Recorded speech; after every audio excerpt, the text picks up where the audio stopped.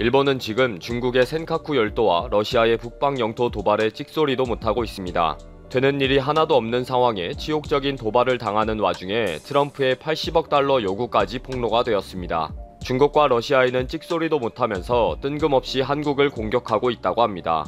한국이 나빠서 중국이 저렇게 한다는 식의 말도 안 되는 연구와 기사가 연일 나오고 있습니다. 어떻게 개풀 뜯어먹는 소리를 저렇게 하는지 비웃으면서 한번 확인해 보시기 바랍니다.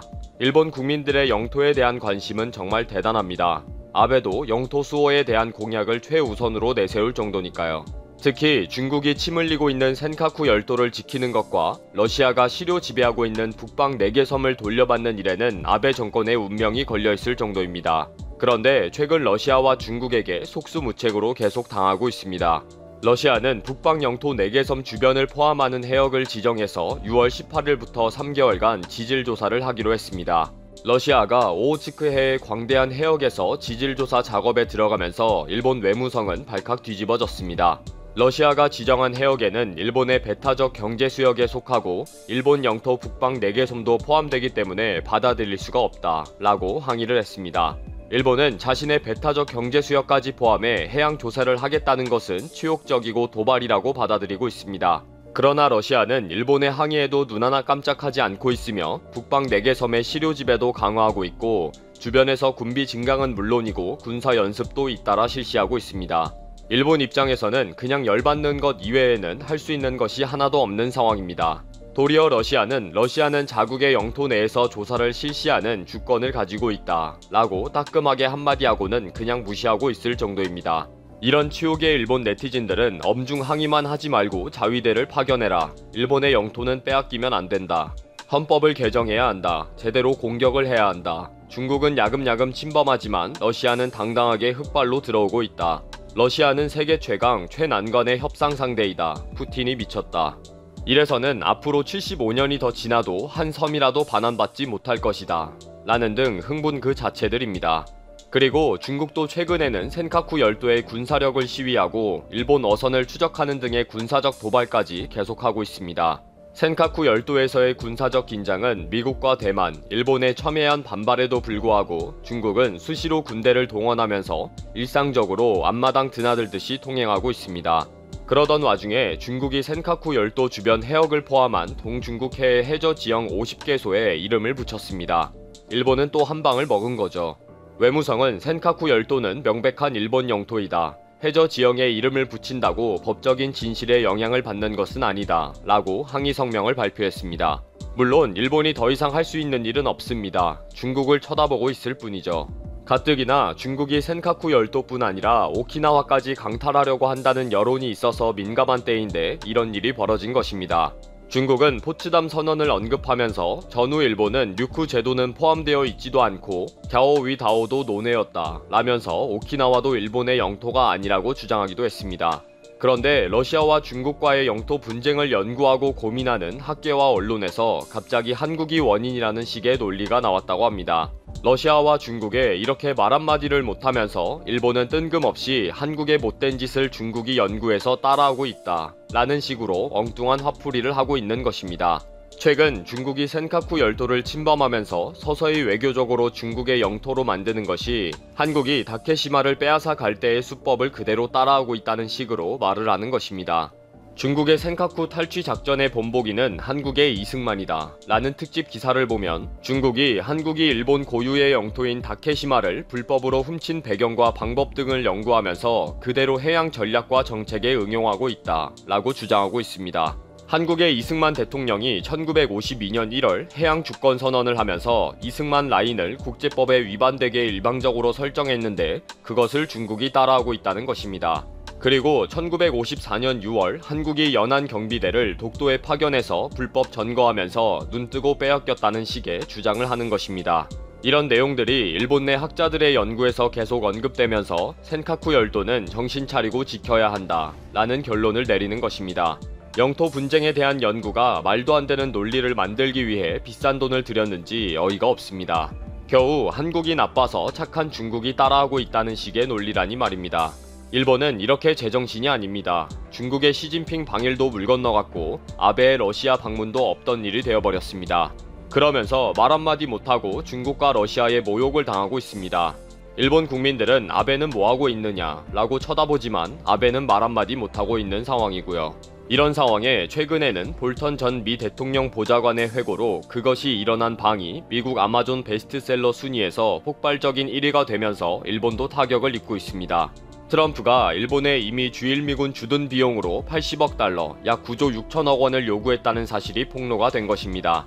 23일 저녁 일본 외무성의 외무차관이 바로 아베에게 달려가서 내용을 보고하고 80억 달러 문제에 대해 협의를 했습니다.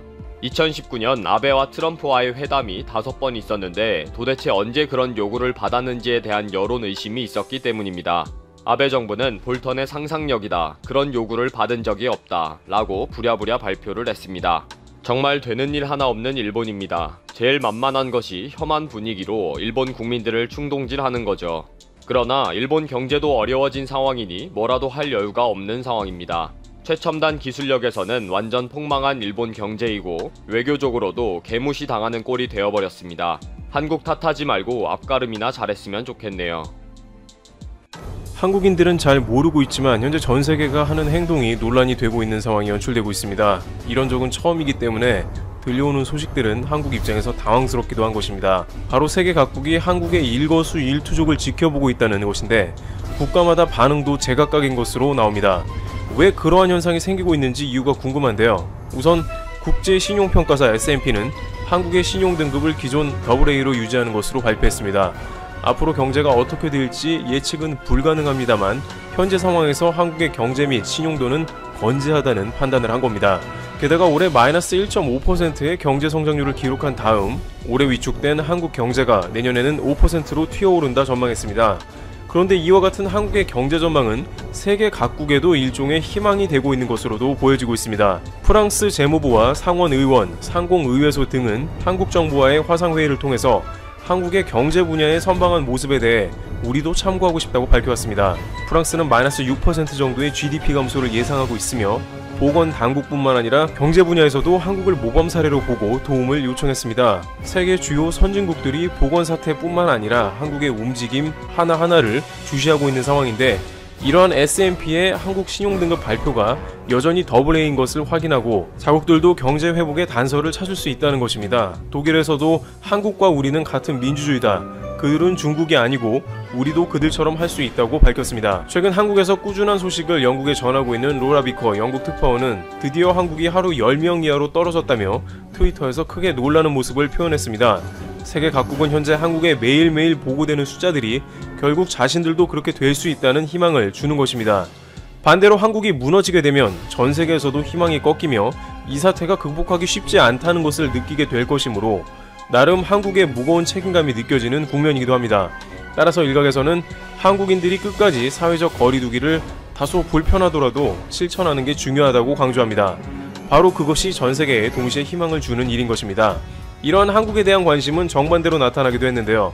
10명 이하로 숫자가 나오자 환호성을 지르는 나라가 있는 반면 이웃나라 일본에서는 한국의 숫자를 보고 적지 않은 충격을 받은 것으로 나타나고 있습니다. 일본은 매일매일 급증하는 상황인데 이런 상황에서 일본 매체에서 한국의 데이터를 보고 환호하기보다는 자신들은 그렇게 못한다며 자책을 합니다. 심지어 일종의 시샘이 일기도 하는 모양새로 느닷없이 일본 방송사에서는 과거 대한항공의 땅콩 회항 사건을 내보내면서 한국의 단점에 대한 방송을 편성하기도 하는 모습입니다.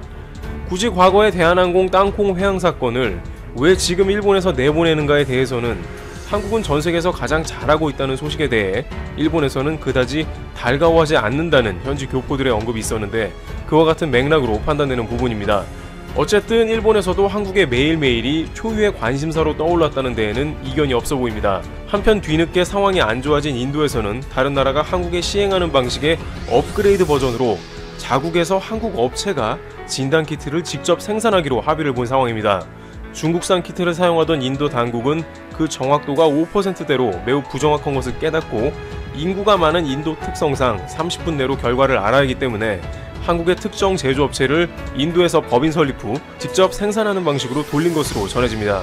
인도에서 이례적으로 법인 설립을 비롯해 제조 허가까지 매우 빠르게 내준 것은 미국 FDA조차 예외 임시 허가를 내줄 정도로 현 상황이 위중한 데다가 전 세계가 현재 참고할 만한 국가가 한국밖에 없다고 하는 인식이 퍼져나가면서 인도 당국도 예민한 보건 분야이지만 결단을 내린 것으로 보입니다.